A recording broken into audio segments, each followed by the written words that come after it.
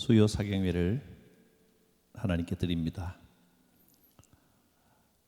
모세가 백성에게 이르되 너희는 두려워하지 말고 가만히 서서 여호와께서 오늘 너희를 위하여 행하시는 구원을 보라. 여호와께서 너희를 위하여 싸우시리니 너희는 가만히 있을지니라. 우리를 위하여 이 모든 고난과 환난과 위협과 어려움을 대신 싸워주시는 하나님, 주의 이름으로 승리할 줄 믿습니다. 지금은 우리가 답답한 일을 만나지만 이 고난을 통하여 하나님의 뜻을 배우게 하시고 더 겸손하게 하시며 주님께서 베풀어 주실 응답의 그날, 모든 문제가 해결되는 그날이 곧 다가올 줄 믿습니다. 말씀으로 위로하여 주옵소서. 예수님의 이름으로 기원하옵나이다. 아멘.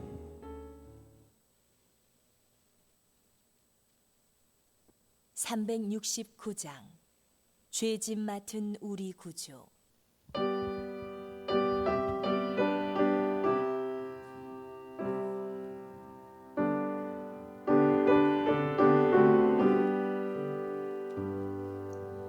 죄짐 맡은 우리 구주, 어찌 좋은 친구인지,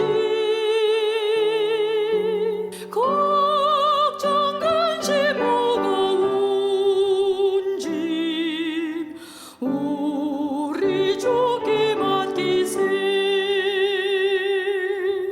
주께 고함 없는 방해받지 못하네.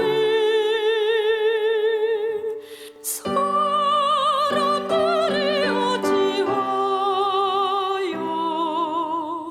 아를 주를 모를까. 시험 걱정 모든 괴로움 없는 사람 누군가. 부질없이 낙심 말고 기도드려 아뢰세. 이런 진실하신 친구 찾아볼 수 있을까. 우리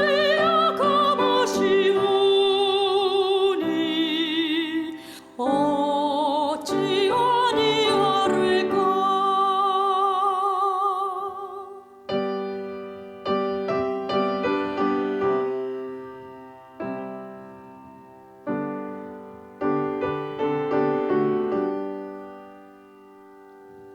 근심 걱정 무거운 짐 아니 진자 누군가.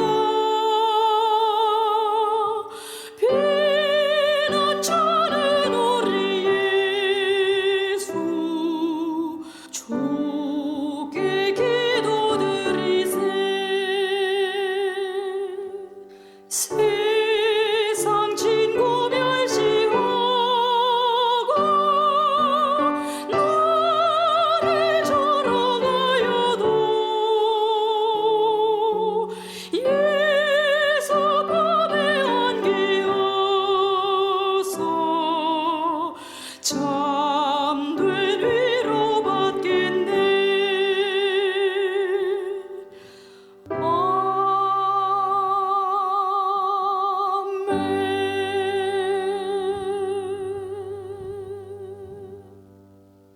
하나님 말씀 봅니다. 오늘 본문은 출애굽기 20장 12절부터 17절까지 말씀입니다. 구약성경 112쪽입니다. 12절부터 제가 읽겠습니다. 내 부모를 공경하라. 그리하면 내 하나님 여호와가 내게 준 땅에서 내 생명이 길리라. 살인하지 말라, 간음하지 말라, 도둑질하지 말라, 내 이웃에 대하여 거짓 증거하지 말라, 내 이웃의 집을 탐내지 말라, 내 이웃의 아내나 그의 남종이나 그의 여종이나 그의 소나 그의 낙이나 무릇 내 이웃의 소유를 탐내지 말라. 아멘. 예, 오늘까지 이제 10계명에 대해서 우리가 살펴볼 텐데 12절부터는 인간에 대한 계명이었습니다. 1, 2, 3, 4계명은 하나님과 관련된 계명이고 또 5, 6, 7, 8, 9, 10 뒷부분은 인간 관계에 대한 계명인데 사실 뭐 저는 인간 관계라고 썼지만 관계도 있지만 관계보다는 이 세상에 대한 이 세상을 살아가는 신앙적 자세에 대한 계명이라고 보는 것이 더 정확할 것입니다. 자, 지금까지 했던 이 10계명의 핵심적인 의미를 간단하게 한번 짚어보면서 오늘 8계명부터 해야 되는데 8, 9, 10계명 앞부분까지 한번 쭉 살펴보겠습니다. 지금 이 계명의 의미로 말씀드리는 이것은 제가 생각하는 10계명의 본질적인 의미인데 혹 조금 다르게 강조점을 두는 분도 있을 겁니다. 뭐 책이나 아니면 다른 분들의 성경 공부나 설교를 보면 강조점이 좀 다르더라도 누구는 맞고 누구는 틀렸다 이렇게 생각하지 마시고 그 중요한 몇 가지 강조점 중에 하나를 제가 알려드린다 이렇게 생각하시고 뭐 저는 제가 지금 이야기하는 이것이 가장 중요하다고 생각합니다만은 사람마다 조금 생각이 다를 수 있습니다. 자, 1계명부터 10계명의 제 1계명은 무엇이었습니까? 나 외에 이제 뭐 이 본문을 봐도 되는데 성경책 맨 뒤에 보면 보통 10계명 이렇게 나와 있죠. 거기를 봐도 되겠습니다. 10계명 하면 맨 위에 이제 그 전문, 그러니까 지금은 여호와께서 말씀하신다라고 하는 전문이 나오고 그 다음에 역사적 진술, 그 하나님은 어떤 분이시다라고 하는 것이 나왔고 그 다음에 이제 3절부터 제1계명, 제1은 하는데 핵심은 너는 나 외에 다른 신을 내게 두지 말라 이거죠. 나만 섬겨라, 나는 이기적이다 이런 의미라기보다는 이걸 어떻게 받아야 되느냐 하면 이 핵심을 잘 아셔야 됩니다. 이 말씀을 하시는 의도는 하나님은 이 우주를 창조하시고 운행하시는 신은 한 분뿐이다라고 하는 것은 다른 신들은요, 우상들은 그냥 경쟁합니다. 히랍 신화, 로마 신화, 또 어디 신화, 온갖 신화들을 보면 어디에나 다 신론입니다. 여러 신들이 서로 경쟁하고 싸우고 심지어는 그 근동 지방의 어떤 신화를 보면 신들이 서로 전투를 해가지고 이긴 신이 작은 진신을 찢어가지고 반으로 하늘을 만들고 절반으로 땅을 만들고 뭐 이런 신화도 있고 숱한 신들의 각축장인데 그런데 성경은 다른 신은 없다. 신은 하나밖에 없다. 다른 신들을 모시지 마라. 나 외에 다른 신을 있게 하지 말라. 이 말씀은 하나님, 이 말씀하시는 여호와 하나님을 어떻게 하라? 주인 삼으라 이 뜻입니다. 하나님만이 내 인생의 진정한 주인이시고 이 우주 만물의 주인이시고 천지의 주인이십니다. 하나님이 주인이십니다. 이 고백을 분명히 하라는 겁니다. 여기까지만 말씀드려도 아셨지요? 넘어가도 되겠지요? 왜냐하면 처음 이 본문 할 때처럼 또 길게 이야기하면 더 혼돈이 올까봐 딱 요것만 이 말만 기억하십시오. 이 여기서의 고백은 하나님이 나의 진정한 주인이십니다. 할렐루야. 하나님이 나의 진정한 주인이십니다. 이 고백을 하라는 겁니다. 제1계명은 우리 신앙의 첫 번째는 하나님은 나의 주인이십니다. 그래서 우리가 삶의 모든 부분에 주의를 모든 그 일을 주의를 중심으로 교회를 중심으로 하고 또 11조를 드리는 것은 이 고백입니다. 하나님께서 나의 어디를 가든지 무엇이든지 하나님이 나의 주님이십니다. 이 고백입니다. 11조는요 내 거 10분의 1 떼서 세금 내듯이 교회 운영을 위해 던져주는 게 아닙니다. 다른 헌금하고 다른 겁니다. 나의 믿음의 고백이요 신앙의 고백이요 모든 것은 하나님이 내 주인이십니다. 이 고백으로 첫 열매를 바치는 그게 우리가 드리는 11조의 의미고 신앙 고백의 핵심입니다. 하나님은 나의 주인이십니다. 두 번째 제2계명은 뭐였나요? 하늘 땅 어디든지 물 위 물 밑 어디든지 하나님을 형상화하지 말라. 나를 위한다고 하면서 우상 만들지 말라. 형상을 만들지 말라. 두지 말라. 이거죠. 만들지 말고 내게 있게 말지니라. 형상 만들지 말라는 겁니다. 자, 이 계명의 의미는 무엇일까요? 형상을 만들지 말라. 하나님은 형상에 얽매이는 분이 아니다. 하나님을 이 세상 형상이나 생각이나 개념에 가두지 말라는 겁니다.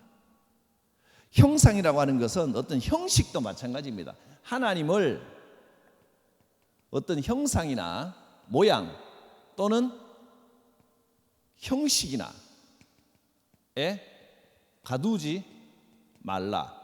가두지 말라는 말 대신하지 말란 말. 하나님은 형상이나 형식이 하나님을 대신하지 못한다.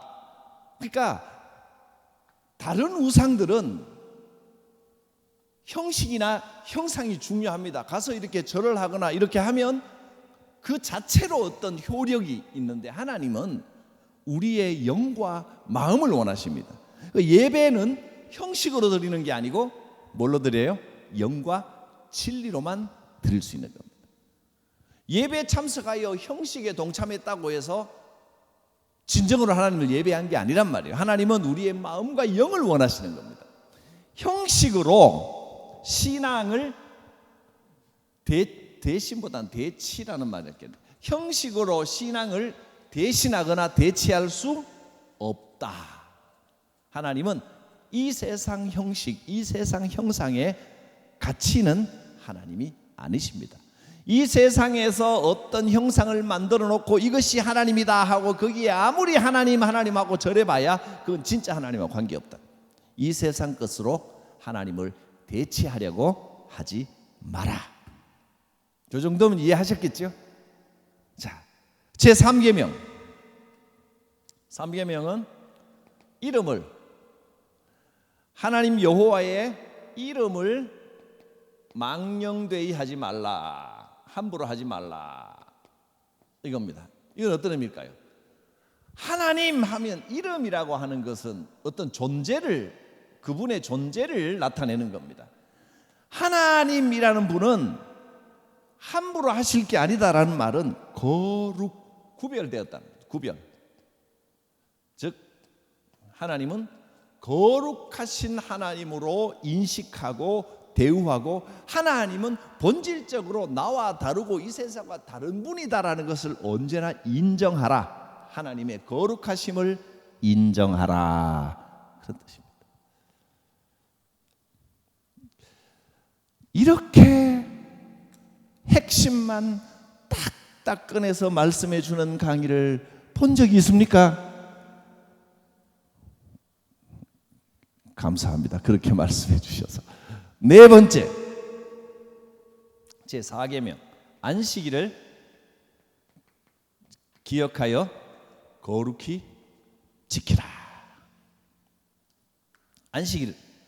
자, 이것은 뭐 나를 구별하여 이 날에 일하면 안 된다, 뭐 돈을 쓰니 안 쓰니 이런 거 가지고 따지라는 게 아니고 안식일을 기억하여 거룩히 지키라. 안식일이라고 하는 것은 이스라엘 백성들 하나님께서 하나님이 내 주인이십니다라고 하는 그 뭐랄까요? 표식 아니면 증거라기보다는 이 안식이라고 하는 것이 나는 하나님의 백성입니다라고 하는 증표라고 하는 말이 더 어울리겠네요. 하나의 증거된 증표라고 하나의 정표 또 다르죠. 예, 또는 뭐 증거가 되는 표시라고 해도 상관은 없겠습니다. 어쨌든 나타내는 하나의 어떤 나는 하나님의 백성입니다라고 하는 내가 가지고 있는 드러나는 증거 특징입니다. 나는 하나님의 백성입니다.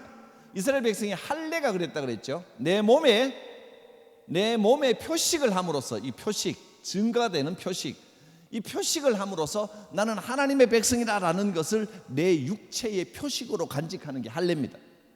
안식일은 내 삶에서 나는 하나님의 백성입니다라고 하는 것을 나타내는 하나님의 백성됨을 보여주는 하나의 증표로서 가지고 있는 게 안식일입니다.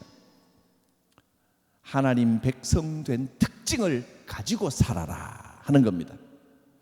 하나님의 백성에는 증표를 가지고 있어라. 우리는 안식일을 지키는 게 아니라 지금은 안식일 다음 날인 주일을 지킵니다. 예수님께서 안식 후 첫날 부활하셨다는 것을 복음서는 계속 강조했습니다. 왜? 이제는 안식일 하나님의 백성이 아니라 우리는 사실 원래는 하나님의 백성 아니죠. 혹시 박이성 보시는 분 가운데 이스라엘 국적을 가지신 분은 뭐 원래 하나님의 백성이지만 저는 이방인입니다. 우리 다 한국 사람들은 다 원래 이방인이에요. 근데 주일 주님께서 부활하심으로 인하여 우리는 부활하신 주님의 영적인 백성이 된 겁니다. 우리는 주일을 지키는 거예요. 주일을 하나님께 예배하는 것을 중심으로 이걸 가장 중요히 여기면서 반드시 나는 주일을 지킵니다. 이것은 나는 하나님의 구원받은 백성입니다라고 하는 것을 만방에 선포하는 겁니다. 이 증거를 가지고 살아라는 겁니다. 이 증표를 내 삶의 주일의 증표를 가지고 살아가시기를 바랍니다.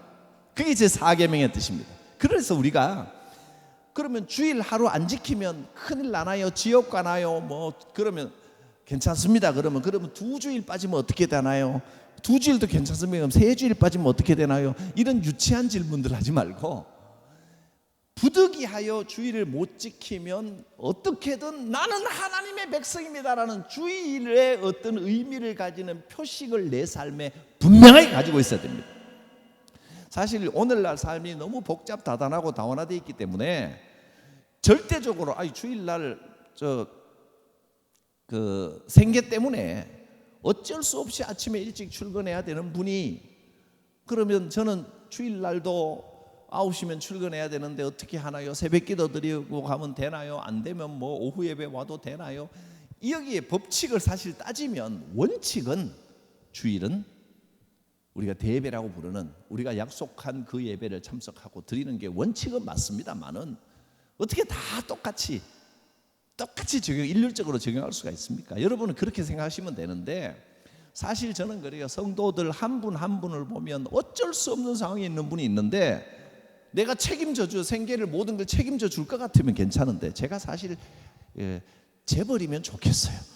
그런 거 다 책임지고 내가 다 걱정 말고 그만두시오 이러면 좋겠는데 그게 안 되는 분들도 많이 있단 말이죠. 거기에 대해서 사실은 뭐 책임 없이 그냥 말하려면 목사가 말이죠. 주일 예배 무조건 목숨 걸고 지키라 그래야지라고 하면 그 말도 틀린 건 아닌데 저는 차마 그렇게 못하겠어요.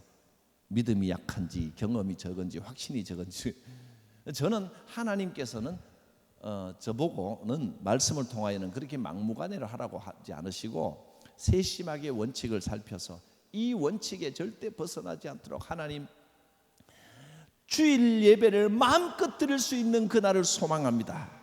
그 마음을 가지고 어떻게든 내가 하나님의 백성입니다라고 하는 주일의 이 4계명에 해당하는 원리를 내 생활 속에 가지고 있으란 말이에요. 정 안 되면 일률적으로 적용해버리면 교회가 없는 곳, 또 예배 드릴 수 없는 곳, 또 북한 동포들 예배 드릴 수 없는 분들은 어떻게 하라는 거예요? 거기는 그 나름대로의 증표가 있는 겁니다. 어쩔 수 없이 출근할 수밖에 없는 상황에 있는 분들은 가서 꼭 주일날 성경 읽고 간절히 기도하면서 이것을 하나님 백성된 표식으로 하나님께 올려드립니다. 이 마음으로 하시면 돼요. 어쨌든 원칙은 그런 증표를 가져야 한다. 이게 이제 1, 2, 3, 4계명 신앙과 하나님에 대한 계명이었습니다. 자, 그다음에 다섯 번째 계명, 이게 지난주에 한 내용인데요. 다섯 번째 계명은 내 부모를 공경하라 하는 것입니다. 그리하면 이 땅에서 생명이 길리라, 장수하리라. 이 구약 시대에는 장수한다라는 축복이 이 땅에서 받는 축복 중에 제일 큰 축복입니다. 그러니까 최고의 축복을 담아서 내 부모를 공경하면 이 땅에서 잘 될 것이다, 오래 살 것이다, 장수할 것이다, 이런 말씀을 했는데 5계명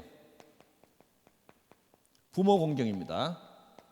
부모를 공경하라. 이건 어떤 의미라 그랬죠?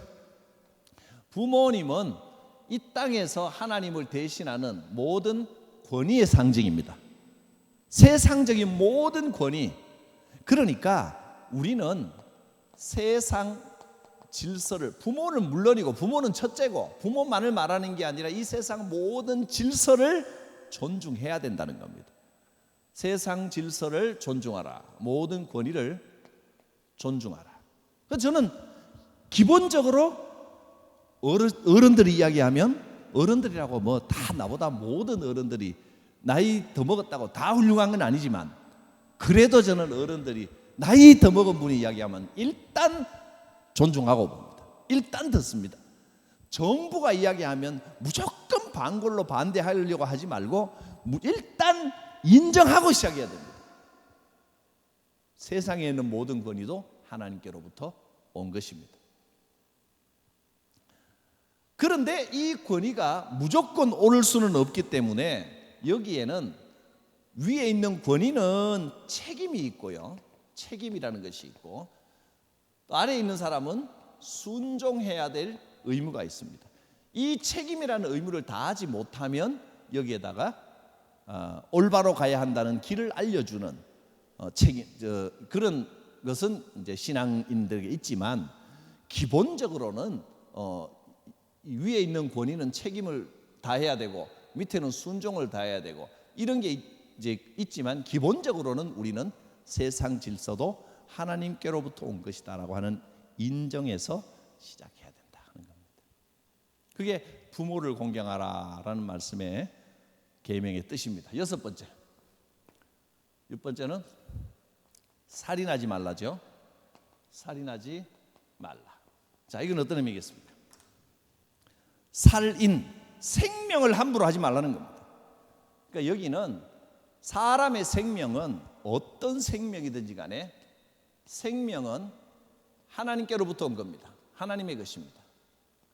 그리고 이 생명은 하나님께로부터 왔을 뿐만 아니라 누구나 이 생명 안에는 뭐가 있다고요?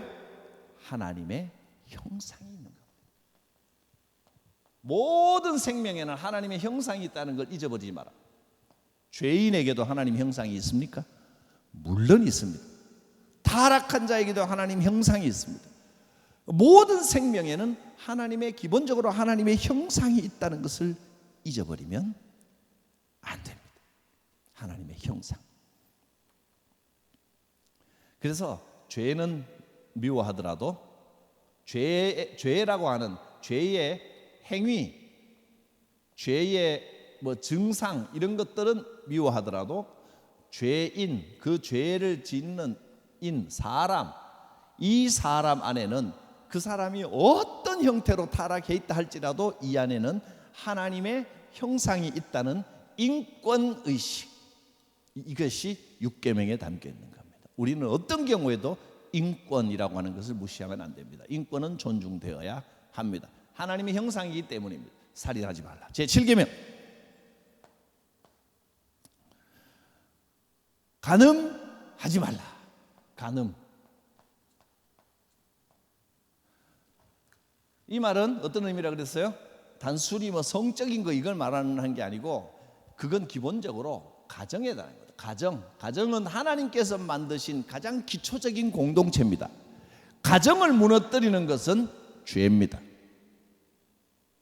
하나님께서 지으신 가장 기초적인, 교회보다 먼저 가정을 만드셨어요. 신약에서는 교회를 만들었지만 가정은 구약 시대에 만드셨어요. 가장 기본입니다. 기초 공동체인 가정이라고 하는 형태를 무너뜨리는 것은 죄입니다. 무시무시한 죄가 됩니다. 그러니까 가정을 소중하게 여기고 가정을 지키고 가정이라고 하는 이 사회의 기초 질서, 기초 공동체를 지켜 나가야 합니다. 가정을 소중하게 여기시기 바랍니다. 이렇게 이야기하면 또 우리 집은, 딴 집은 다 괜찮아 보이는데 우리 집은 이 모양이라서, 여러분 가정들 다 그 모양입니다. 고만고만합니다. 이 땅에 있는 가정들이 너무, 여러분 그 말 하시는 분의 기대치가 너무 높은 겁니다. 가정은 서로 조금씩 맞춰 나가면서 만들어가는 거지 완성되어서 주어진 게 아닙니다. 여러분이 하시는 그 고민 혹은 불평, 다른 분들하고 한번 비슷한 연배의 다른 분들하고 한번 이야기 한번 해보세요. 똑같습니다. 저는 그래도 목사니까 조금 낫나? 안 그렇습니다. 똑같습니다. 다 사람이 그러면서 겪어가면서 조금 나은 건 있죠. 왜냐하면 모든 가정에 문제가 있다는 건 알고 있기 때문에 그 정도는 그만큼 나은 겁니다. 그래서 문제가 없는 겁니다. 문제가 있을 수밖에 없다는 걸 아는 순간 문제는 큰 문제가 안 되게 됩니다. 자, 오늘 제 8계명 이런 식으로 간단하게 해도 또 좋겠습니다. 길게 제가 자세히 하는 것보다 그래야 기억에 더 잘 남고 적용하기도 좋을 것 같기도 하네요. 자, 8계명은 일단 적어놓고 하겠습니다. 도둑질하지 말라. 도둑질하지 말라는 건데, 그 다음에 제 9계명 다 적어놓겠습니다. 9계명은 거짓말하지 말라. 이웃에 대하여 거짓 증거하지 말라. 거짓말하지 말라. 10계명은 내 이웃의 물건, 모든 것들, 그러니까 그 아내나 종이나 물건이나 그 소유나 낙이나 어떤 것이든지 이웃의 소유를 탐내지 말라. 자, 8, 9, 10계명입니다. 자, 여기서 도둑질하지 말라 먼저 보겠습니다. 도둑질 말 그대로 다른 사람의 소유물을 가져가지 말라는 거죠. 근데 여기는 소유를 탐내지 말라. 이거 비슷하지 않나요? 어떤 차이가 있을까요? 도둑질하지 말라, 이웃의 물건을 가지지 말라고. 여기는 이웃의 소유를 탐내지 말란데 어떻게 다를까요? 현장 예배면 제가 딱 물어보고 할 텐데, 화면 저 너머에 계시기 때문에 물어봤다 치고 각자 대답해 보십시오. 어떻게 다른지. 도둑질하지 말라라는 말에는요, 기본적으로 저는 초대교회는 유무상통 니 거 내 것도 없이 다 나눠 먹는 이런 데인 줄 알았는데, 공동 소유인 줄 알았는데, 구약시대부터 여기도 공동 소유가 아니라 기본적으로 성경의 정신은 사유재산을 인정하고 있습니다. 아니, 니 거 내 게 있어야 도둑질하고 말고 하겠지. 니 거 내 게 없는데 도둑질하고 말고 할 게 뭐가 있습니까? 개인의 소유를, 사유재산을 인정한다는 의미를 기본적으로 가지고 있습니다.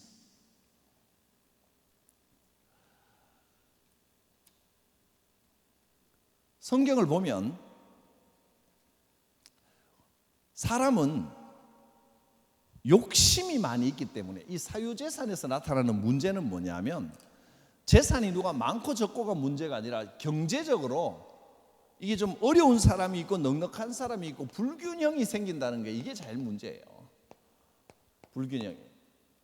못 사는 나라들은 사람들이 다 못 살아서가 아니라 정말 어렵고 못 살고 경제적으로 피폐 있는 나라를 가보면 잘 사는 사람들은 상상을 초월할 정도로 잘 삽니다. 이 사회의 경제적인 문제는 배고픔에 있는 게 아니고 그보다 더 큰 문제는 빈익빈 부익부입니다. 잘 사는 사람은 무지무지 잘 살고 못 사는 사람은 무지무지 못 살고. 옛날에 그 드라마 한참 유명할 때 제가 드라마를 잘 보지는 않는데 그건 나중에 좀 하도 재밌다 그래서 이렇게 보라 그랬어요. 몰아서 본 게 사랑의 불시착. 그 북한에 뭐 타조 키우는 게 나왔더라고요. 야, 북한에 잘 사는 사람 저는 이제 그걸 다 보지는 못했지만 중간중간에 보면서 딴 세상인 거예요. 백화점 가서 달러 쓰고요. 내가 생각하던 그래서 탈북민 어떤 분한테 제가 만나서 물어봤어요. 정말로 북한이 그렇습니까? 그랬더니 드라마는 드라마예요. 근데 비슷한 부분이 있다는 거예요. 잘 사는 사람들은 그만큼 무지무지 잘 사고 실제로 북한에 백화점도 있고 거기 가면 거의 다 달러를 쓴다네요. 집에 타조 키우는 사람도 있답니다. 도둑 잡으려고. 야, 이 사회의 문제는 경제적 불균형의 문제입니다.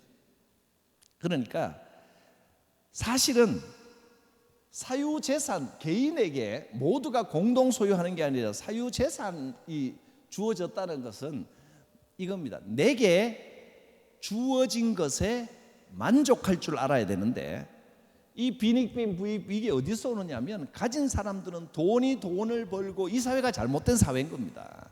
그리고 계속해서 돈 버는 것, 더 많이 끌어모으는 것만 목적으로 삼는 것도 그게 문제인 겁니다. 여기에는 도둑질하지 말라에는 기본적으로 두 가지. 첫째는 자족할 줄 알라는 겁니다. 자족함, 만족함. 하나님께서 내게 주신 것으로 만족할 줄 알아야 되고, 두 번째는 더 중요한 겁니다. 재산이 단순히 소유물로의 재산이 아니라 청지기 사명, 청지기론, 청지기 사명을 인식하고 살아야 됩니다. 제가 늘 아주 자주 여러분께 말씀드렸지만 돈이 많다는 건 어떤 의미라고요? 물질의 은사를 받았다라는 뜻입니다. 내가 먹고 살고 애들 어느 정도 교육시키고 하는 그 이상의 물질은요, 내 마음대로 흥청망청 누리라고 주신 게 아니라 그 물질로 분명히 여러분이 할 일이 있는 겁니다. 내가 남들보다 더 건강하다, 이거는 남들보다 힘쓸 일이 더 많이 있어서 그걸로 헌신하셔야 됩니다. 건강하다고 막 내 마음대로 놀러 다니고 이것만 해서는 안 된다는 거예요. 남들보다 뭔가 없는 기술이 있다, 노래를 잘한다, 피아노를 잘 친다, 그거 썩히면 벌 받아요. 자녀 노래 잘하면 잘난 척만 하고 어디 전국 노래자랑이나 나갈 생각하지 말고 그거 가지고 어떻게 사람들에게 유익을 끼칠까, 하나님께서 남들보다 더 뛰어나게 하신 내 은사를 가지고 어떻게 사용할까, 하나님께서 이건 내게 맡겨주신 물질 또는 지적 재산 또는 뭐 그 능력 전부 다 맡겨주신 거라는 것을 알고 은사, 그것이 내가 이것을 사용하여 섬겨야 할 은사라는 것을 명심해야 됩니다. 이 은사에는요 여러 가지 은사가 있는데 남들보다 사랑이 더 많고 긍휼이 많은 은사도 있고, 또 어떤 사람은 또 잘 들어주는 은사가 있어요. 그분만 만나면 막 내 속마음 다 털어놓게 되는 뭐 이런 분도 또 있어요. 다 은사입니다. 아름답게 사용하셔야 됩니다. 마찬가지로 물질도 그냥 내 거라고 붙들고 있으라는 게 아니고 은사입니다. 은사.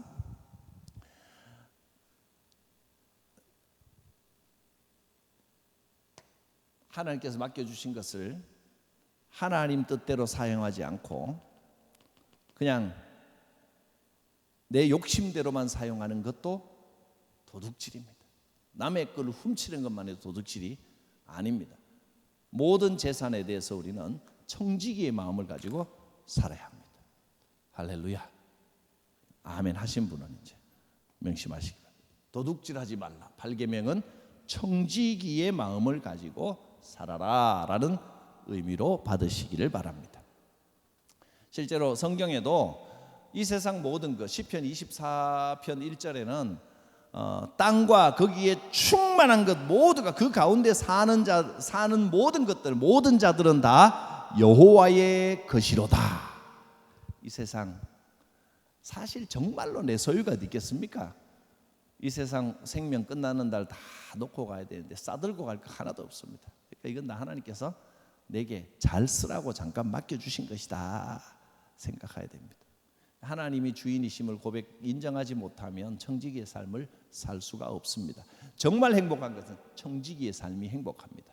내가 가진 것 모두가 정말 제대로 쓰이고 있구나, 내 능력, 내 재산이 제대로 쓰이고 있구나, 제대로 쓰고 있구나, 이게 제일 행복한 거예요. 뭐가 많이 있기는 있는데 이걸 뭘 어떻게 할지 몰라가지고 가지고만 있으면 그게 누리는 게 아니에요. 허무해집니다. 자, 9계명 거짓말 하지 말라.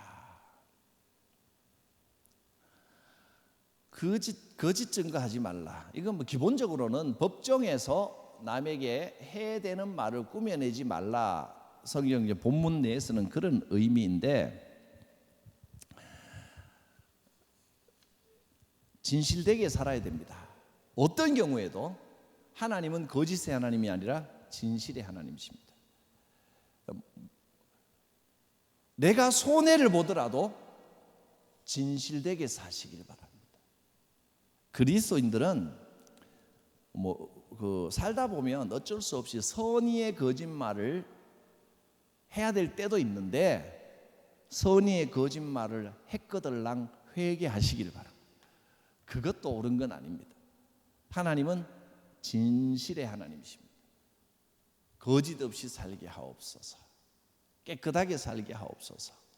이 9계명은 말 그대로니까 더 이상 설명할 게 없습니다. 특히 이 사람은요, 말이라고 하는 게 원래 습관적으로 거짓말을 하게 돼 있어요. 거짓말에는 없는 이야기 만들어내는 거짓말도 있지만 과장하는 거짓말이 많습니다. 하다 보면 그 10의 8구는 과장을 하게 돼 있어요. 과장도 거짓말이에요. 그러니까 항상 있는 그대로 이야기하고 살도록 애를 써야 되고, 생각 없이 살다 보면 제가 100% 확신합니다. 거짓말 하게 됩니다. 그리고 또 거짓말은, 이 거짓말에는 이거 좀 적어놔야 되겠어요. 명심하도록. 중요한, 실생활에서 아주 중요한 문제니까. 거짓말에는 없는 이야기 지어내는 거짓말도 거짓말이지만, 과장, 또 확실하지 않은 말, 어디서 주워 듣고 특히 남 흉보는 이야기, 그랬다더라, 그걸 전문 용어로 카더라 통신, 카더라, 확인되지 않는 이야기를 함부로 하는 것도 거짓말입니다. 그 거짓이거든요. 내가 책임지지 못할 일이에요. 누군가 내 흉을 봤다라는 소리가 들리거들라는 흥분하지 말고, 여러분 확인해 보면요, 돌아가 보면 말한 사람이 없어요. 그럴 때가 많아요. 안 좋은 이야기는 한 20%만 믿으시면 돼요. 확인되기 전에는. 누가 누구를 흉보는 이야기는 거의 거쳐 오면서, 그것도 없는 이야기가 아니더라 하더라도 입장에 따라 완전히 다른 이야기를 한쪽에서만 이야기하는 경우가 많습니다. 그것만 흔들리지 않아도 우리 인생이 상당히 평안해집니다. 나에게는 왜 이렇게 주변에 험한 말들과 상황이 많고 나는 왜 이렇게 마음이 복잡하고 늘 태풍이 붑니까? 왜 그러냐 하면 자기 자신 때문이에요. 남의 말에 자꾸 휘둘리기 때문에 그렇습니다. 그것만 없어도 풍랑은 많이 가라앉습니다. 대부분의 풍랑이 없는 건데 자기가 만들어낸 경우가 많습니다. 교회라고 하는 곳은 또 좀 더합니다. 이건 위계 질서가 있는 데가 아니고 서로 다 하나님 앞에 평등한 곳이기 때문에 입 달린 사람은 한마디씩 다 하거든요. 그리고 여러분 어떻게 생각하세요? 목사님께 대해서는 우리가 많이 조심을 하지, 천만에 그렇지 않습니다. 찔리시죠? 네. 괜찮습니다. 뭐 그렇게 하면 뭐 벌은 제가 받나 여러분이 받지. 농담이고요. 조심하시라는 겁니다. 그리고 누가 무슨 말 하든지 내 말이 들린다고 크게 너무 흔들리지 마시기 바랍니다. 그것도 어리석은 거예요. 신앙의 성숙도가 올라가고 좀 신앙생활 좀 자랐으면 어른답게 해야 됩니다. 아이들이 막 뭐라 그런다고 어른이 그거 하나하나 다 하면서 애하고 막 싸우고 있으면 그것도 부끄러운 일이거든요. 자, 거짓말 하지도 말고 거짓말에 흔들리지 말라. 과장도 확인되지 않은 말도 다 거짓말입니다. 자, 마지막 이웃의 소유를 탐내지 말라 그랬습니다. 도둑질하지 말라고는 어떻게 다릅니까? 여기는 도둑질, 실제로 도둑질한 거 어떤 소유가에 관한, 여기는 소유에 관한 이야기입니다. 이 소유가 하나님의 것을 도둑질하든 이웃의 것을 도둑질하든 어쨌든 소유에 관한 내용. 내 거 아닌 걸 자꾸 내 거라고 이 위치 이동하거나 아니면 소유권을 옮겨버리는 게 도둑질입니다. 근데 이거는 소유권이 옮겨지지가 않았어요. 여기에 핵심이 있습니다. 탐내지 말라는 겁니다. 탐심만으로도 죄가 됩니다. 여기는 훔치지 않았어요. 이웃이 가지고 있는 걸 보고 부럽다, 저거 내 거였으면 부러워하는 것도 죄가 됩니다. 부러워하지 마세요. 하나님이 주신 내 삶의 만족을 느끼고 필요 이상의 것을 추구하지 마십시오. 배가 고파서 배고프다, 누가 내게 먹을 것 좀 줬으면, 이거는 남을 부러워하는 게 아니고 내가 그냥 배고픈 거잖아요. 근데 내가 배가 안 고픈데 옆에 사람 보고 원래 남의 떡이 더 커 보인다고 저거는 더 맛있는 거 먹고 나도 저거 먹고 싶고, 그러면 평생 자기가 그거 먹으면 또 더 나은 거 먹는 사람 또 부러워할 거 아니에요. 요새는요 부자들이 맛있는 것도 못 먹어요. 몸에 그 성인병 와가지고요 풀만 먹고 그래요. 그러니까 남 부러워하지 말고 여기는 필요 이상의 것을, 필요 이상을 추구하는 것, 이것 자체가 탐심입니다. 탐심은 내가 필요한 것 이상을 추구하는 것, 그게 죄입니다. 십계명은 하나님으로 인해서 만족을 느끼고 내게 하나님께서 주신 이 자리에 감사하고 기뻐해야지, 자꾸 남의 거 탐나고 하나 가지면 두 개 가지고 싶고 두 개 가지면 세 개 가지고 싶고 이렇게 사는 것은 하나님 앞에 죄악입니다. 자족하는 법을 배워야 돼요. 하나님 감사합니다. 탐심의 반대는 감사합니다. 만족. 만족에서 오는 만족. 사람을 보고 세상을 보면 만족함이 없습니다. 하나님 바라보며 하나님께서 내게 이 사명을 주셨고 또 이 자리를 주셨고 하나님께서 이 사명을 주셨고, 그러면 만족함이 생깁니다. 하나님으로 인하여 행복을 누리시기를 바랍니다. 자, 지금까지 살펴본 십계명 1계명부터 10계명까지 사실은 하나님께서 우리에게 원하시는 삶의 방향, 기준 1부터 10까지 다 연결되는 이야기입니다. 자, 이렇게 정리를 좀 하고 1부터 10까지 뭐 영상으로 남아 있으니까 또 돌려서 또 들어보시면 되니까 또 다시 또 정리하고 복습하고는 하지 않겠습니다. 우리가 어떤 삶의 자세를 가지고 살아야 할 것인가를 십계명을 통하여 우리에게 선명하게 말씀을 해 주셨습니다. 십계명을 지키면 만족이 있습니다. 평안이 있습니다. 행복과 기쁨이 옵니다. 기도합니다. 거룩하신 하나님, 주님께서 이 계명을 우리를 위하여 주셨습니다. 억지로 지켜야만 할 율법만 주신 게 아니고 이 율법을 통하여 하나님이 원하시는 삶의 방향과 신앙의 정신을 배웠습니다. 순종하여 이 믿음의 삶의 기쁨과 자유함을 누리는 우리 모두가 되게 하여 주옵소서. 예수님의 이름으로 기도드립니다. 아멘.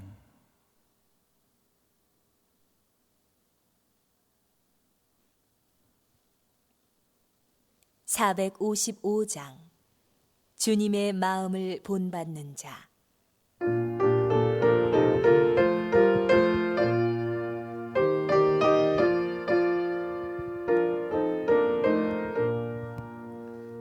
주님의 마음을 본받는 자, 그 마음의 평강이 찾아오면 험악한 세상을 이길 힘이 하늘로부터 임함이로다. 주님의 마음 본받아 살면서 그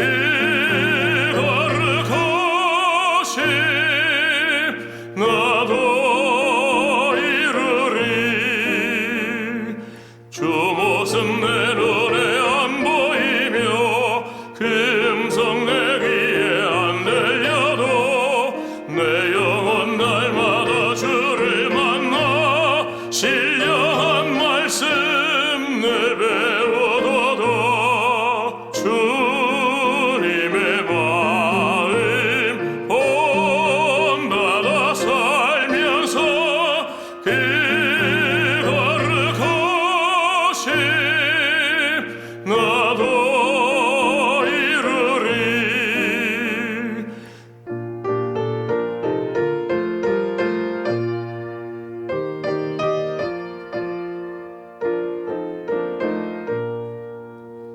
가는 길 거치고 험하여도 내 맘에 불평이 없어짐은 십자가 고난을 이겨내신 주님의 마음 본받음이라. 주님의 마음 본받아 살면서 그 거룩하심 나도 이루리. 주 예수 세상에 다시 오실 그날의 무성도 변화하여 주님의 빛나는 그 형상을 다 함께 보며 주 찬양하리. 주님의 마음 본받아 살면서 그 거룩하심 나도 이루리. 함께 묵상기도 하시겠습니다. 하나님, 이 코로나19의 어려운 상황을 믿음으로 이기기를 원합니다. 주님의 권능으로 속히 치유하여 주옵소서. 또 어려움 당하는 교우들과 여러 사람들을 기억하며 기도하겠습니다. 질병으로 힘들어하는 분들을 위하여 기도하겠습니다. 조용히 묵상으로 기도드립니다.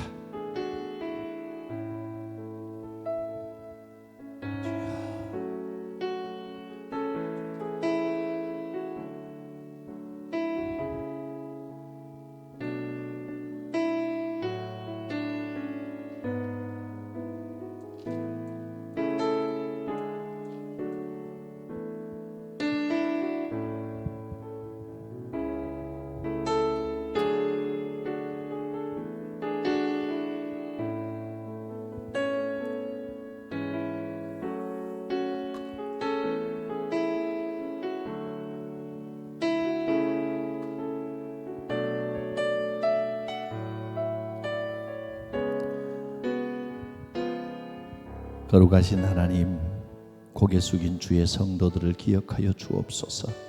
신실하게 예배하며 말씀 배우며 주의 말씀대로 순종하려 결단하는 귀한 성도들의 머리 위에, 삶 위에 한량없는 은혜와 은총을 베풀어 주옵소서. 말씀대로 순종할 때 나타나는 기적의 역사를 체험케 하여 주시옵소서. 코로나19 바이러스로 많은 분들이 힘들어하며 어려워하며 경제적으로 또 육체적으로 힘든 가운데 있사오니 치유의 주님, 회복의 주님께서 각 처의 상황에 찾아가 만져주시고 회복의 역사를 일으켜 주시옵소서. 여러 가지 상황으로 모두가 함께 모여 예배하지 못하고 이렇게 영상으로 예배드리고 있습니다. 그러나 살아계신 성령께서 예배하는 그 자리에 친히 임재하여 주셔서 회복의 역사, 치유의 역사, 자유함의 역사, 평안의 역사 베풀어 주시옵소서. 속히 이 어려움이 지나가게 하시고 우리가 마음껏 함께 모여 예배하는 그날이 속히 오게 하여 주시옵소서. 모든 고난에는 교훈이 있는 줄 믿습니다. 지금은 힘들고 어렵지만 이 어려움들을 통하여 배우고 깨달아야 할 부분들을 올바로 깨닫고 우리의 하나님을 향한 진실함과 또 참으로 올바로 살아가야 하며 무엇이 우리의 삶에 소중한 것인지를 깊이 깨닫고 알게 되는 계기가 되게 하여 주옵소서. 성도들 머리 위에 가정 위에 함께하여 주실 줄 믿습니다.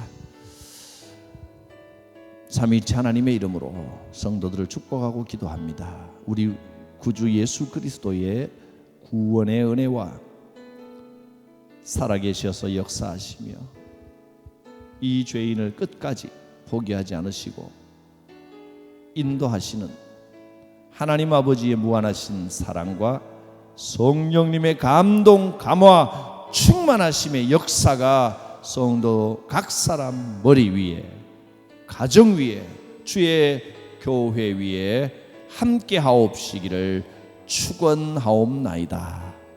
아멘.